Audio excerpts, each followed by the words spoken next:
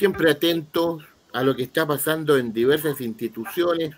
En un momento nos propusimos conocer qué está pasando con toda la investigación del mundo marino en nuestro país y hemos logrado, por supuesto, contactos, alianzas ahí también con el Instituto de Fomento Pesquero, con el fin de conocer qué ocurre en tantas partes de nuestro litoral, de nuestras costas, con la investigación. Nos vamos a trasladar, por supuesto, hasta Magallanes, porque estamos allí con el investigador del IFOP, Eduardo Almonacid Río Seco, doctor por la Universidad de Las Palmas de Gran Canaria, España, en Ecología y Gestión de Recursos Marinos Vivos. Es investigador senior de esta institución ahí en su sede de Magallanes. Vamos a hablar de varios temas ahí. Nos trasladamos al extremo sur de nuestro país. Estimado Eduardo Almonacid, gracias por acompañarnos acá en el Twitter Café de Radio Valparaíso. Muchas gracias a ustedes. En realidad, hola Mauricio, hola Pablo. Un saludo también a toda la gente allá en Valparaíso. Muchas gracias, Eduardo. Un agrado que estés con nosotros a través de todas nuestras potentes señales de Radio Valparaíso, también a través de todas nuestras plataformas, de nuestras redes. Eduardo, Magallanes, la centolla y el centollón. Vamos hablando de aquellos productos tan apetecidos. A veces los vemos tan lejanos también. ¿En qué se diferencian? ¿Dónde y cómo se pescan esta centolla y el centollón? Eduardo. Bueno, la centolla se pesca casi desde Chiloé hasta el extremo sur de Magallanes. Generalmente se hace con trampas, unas trampas cónicas, trampas centolleras que le llaman aquí en Magallanes, o trampas magallánicas que se usan un poco más al norte. La pesquería, bueno, es bastante, podríamos decir, sacrificada por las condiciones de clima que hay aquí en Magallanes. Y acerca de cómo se diferencian, porque mucha gente piensa que el centollón es el macho de la centolla y en realidad no es así. Entonces, yo aquí tengo un ejemplar de centolla que quisiera mostrárselo. Es un pequeño ejemplar, que esta es una especie cuyo nombre científico es Litodes santoya, que es de gran valor económico, tanto aquí en Chile como a nivel mundial. Y la otra especie es un centollón que generalmente se exporta a los mercados de Norteamérica.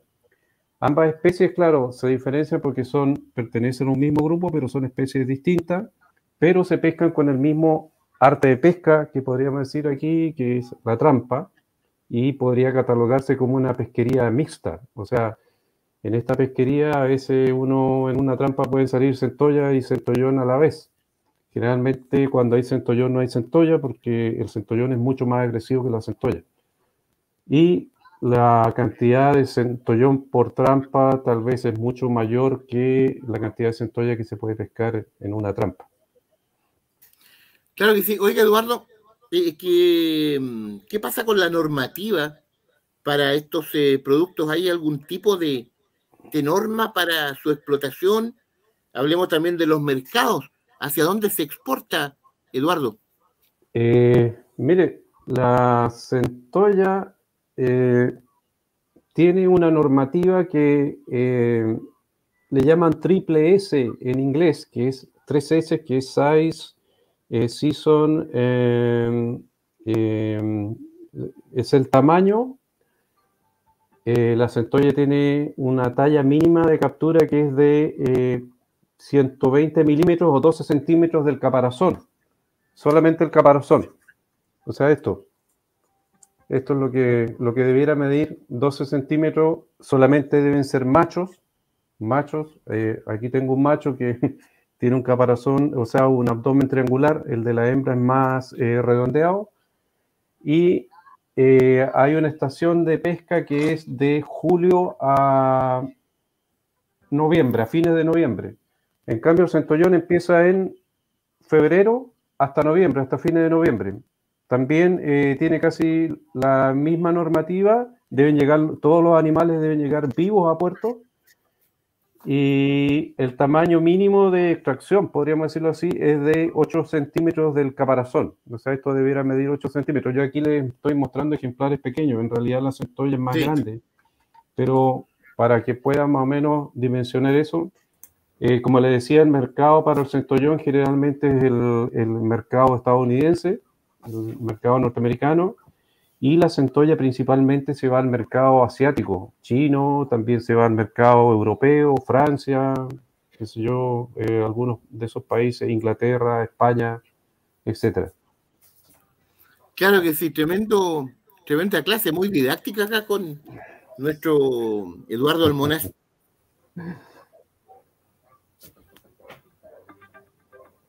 Ahí sí, doctor en ecología, Eduardo Almonacid, doctor en ecología y recursos marinos vivos, investigador del IFOP Magallanes. Pablo, sí, adelante. Sí, consulta, porque esto es apasionante a muchas de las personas que tienen tenido la oportunidad. La centolla es otro tipo de carne, pero uno se da cuenta que la manejan, quiero hacer un símil con la langosta de Juan Fernández, tienen unos calibres, usan unos pies de metro para tomarle las medidas, esta sí y esta vuelta al agua. ¿Es tan así el tema del calibre, vulgarmente el calibre de la centolla para la exportación? Sí, o sea, el calibre y el tamaño mínimo de captura no se pone así porque sí. O sea, no es un capricho de la autoridad decir que deben ser 12 centímetros para la centolla y 8 para el centollón, sino que esto se basa en un tema reproductivo de ambas especies. O sea, esa es la talla un poco pasada, porque estos animales tienen una talla mínima en la cual ellos maduran a cierto tamaño, y se les da un rango un rango más de tamaño para que al menos antes de sacarlo del agua se puedan reproducir 1 o 2 veces.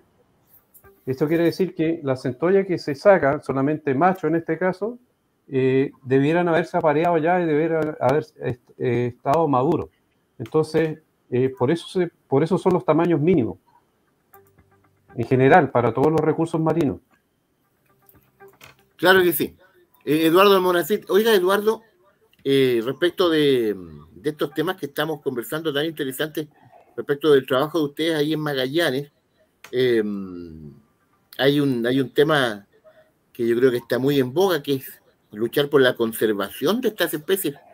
¿Cómo planifican ustedes la conservación de la centolla y el centollón, Eduardo? ¿Cómo se trabaja? Porque ya tú lo has explicado, es un producto muy demandado, Eduardo. Exacto.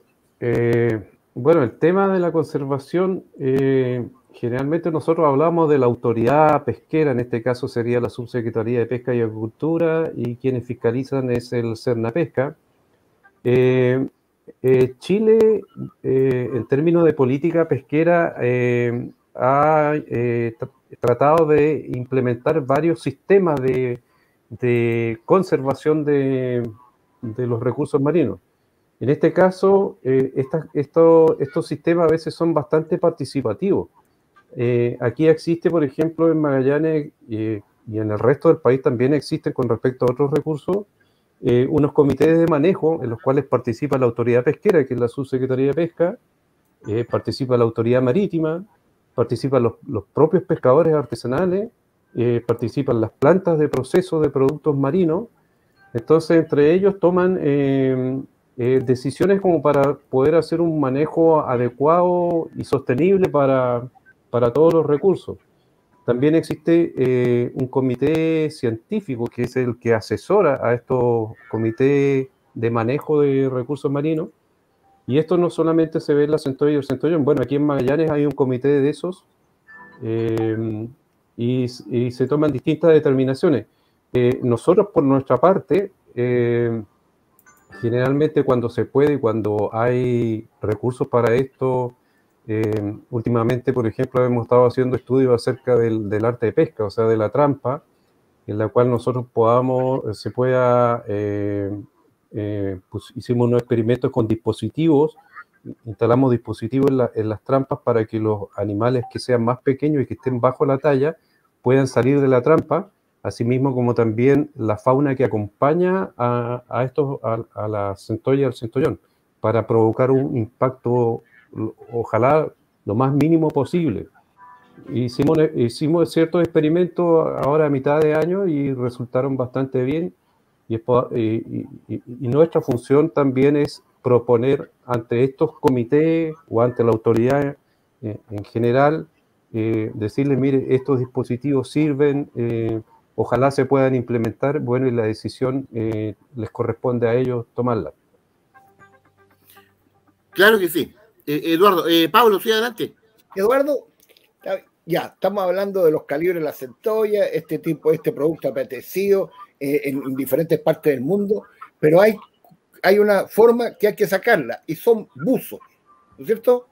Y estos buzos no se trabaja con trampa. Con trampa. No con buzo. Claro, el arte de pesca permitido solamente es la trampa. Hace años, en la época de los 70, aquí en Magallanes se usaba, bueno, antes, porque esta pesquería tiene casi 100 años aquí en Magallanes, o sea, tiene como 90 y tantos años, y se empezó a pescar con redes. El problema es que la red causaba un daño más o menos grande a la especie, porque al tratar de sacar los ejemplares de la red, estos animales perdían las patas, y después, aunque volvieran vivos al agua, igual se pueden morir. Claro que hay actividades que son ilícitas, entre comillas, se saca, se bucea también en algunos casos, pero eso no es lícito. Oficialmente es la trampa, y así lo dice la ley de pesca. Claro que sí. Oye, Eduardo, estamos en contacto con la región de Magallanes, nosotros también acá, en otro espacio, siempre también tenemos ahí frecuentemente algún invitado de esa zona.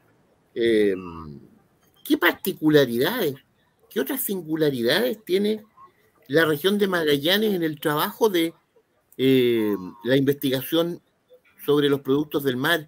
Eduardo, ¿qué otro sello tiene esa diferencia con otras zonas del país? Eduardo.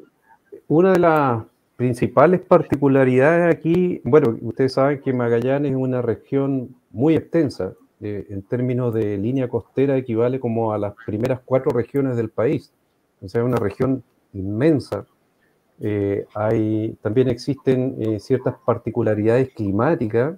Por ejemplo, hoy día está diagnosticado que van a haber 110 kilómetros por hora de viento.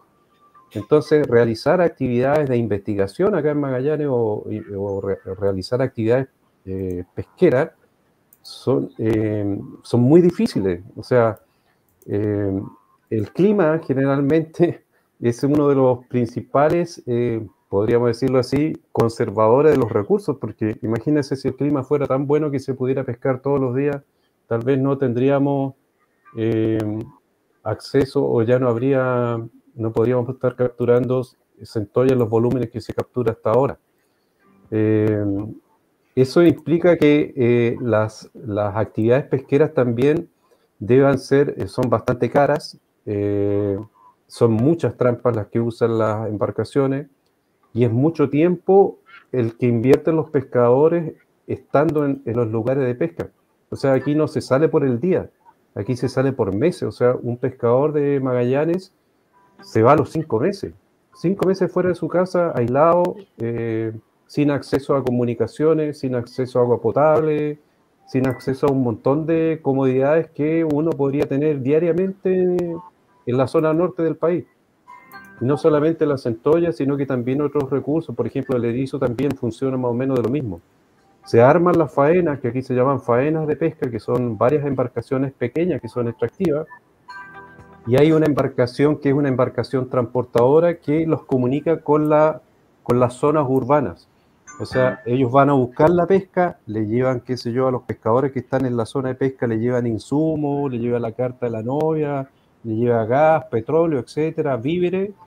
Ellos se mantienen ahí, entregan su centolla, pero ellos no van a la ciudad. La embarcación transportadora es la que lleva a estos animales vivos a la ciudad.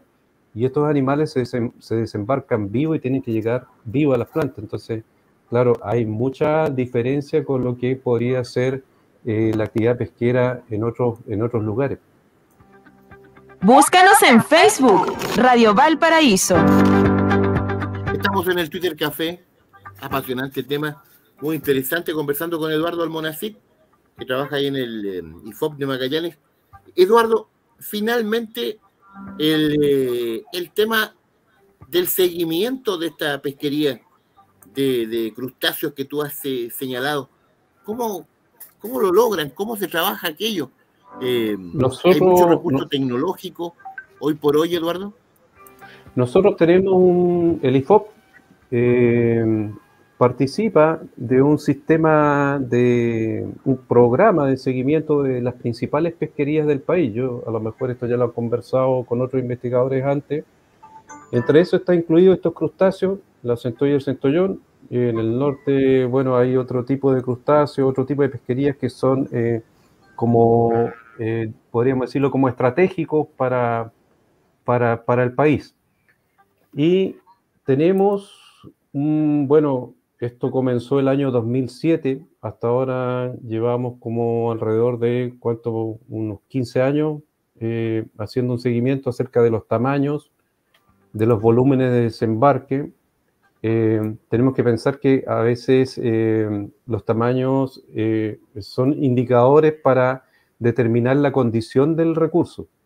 O sea, nosotros año a año hacemos un informe, que eso lo enviamos a la Subsecretaría de Economía y a la Subsecretaría de Pesca principalmente, y somos evaluados por pares externos al IFOP. Son investigadores nacionales que evalúan nuestro trabajo, y aquí nosotros presentamos todos los indicadores, tanto de la temporada vista del año anterior, como un resumen histórico de lo que se ha visto hasta ahora. Entonces, claro, si vemos que hay mucha variación en términos, estadísticos, o por criterio de los investigadores, no solamente en los tamaños, en las capturas, de cuánto se está capturando, etcétera, de una serie de otras cosas, lo plasmamos en ese informe y hablamos de el estado del recurso y hacemos las recomendaciones pertinentes. Correcto, Eduardo. Oiga, Eduardo, muchísimas gracias por esta conversación distinta. Nos hemos propuesto conocer, por ejemplo, qué está pasando al interior de instituciones de educación superior y entidades de investigación como esta, que siempre tienen la gentileza de acompañarnos y en este caso incluso estar conversando contigo, que estás ahí en Magallanes. Eduardo Almonacid, un abrazo grande, gracias por compartir con el Twitter Café de Radio Valparaíso. Muchas gracias a ustedes. Hasta pronto. Un abrazo para todos los porteños. Que esté muy bien. Igual, abrazos para los magallánicos. Twitter Café de Radio Valparaíso